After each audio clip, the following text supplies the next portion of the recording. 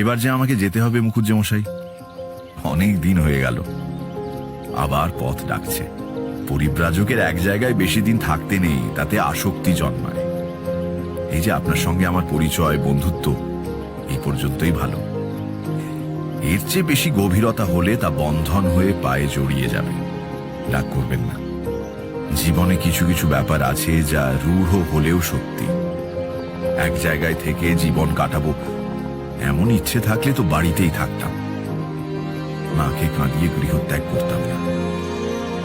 ভালোবাসা, বন্ধুত্ব, প্রীতির সম্পর্ক এসব খুব ভালো জিনিস, কিন্তু যে মোহ আবরণ মহত্তর সত্য থেকে আমাদের আড়াল করে রেখেছে, তার থেকে মুক্তি পেতে হলে যতই কষ্ট হোক পথে বেরিয়ে পড়তে হবে।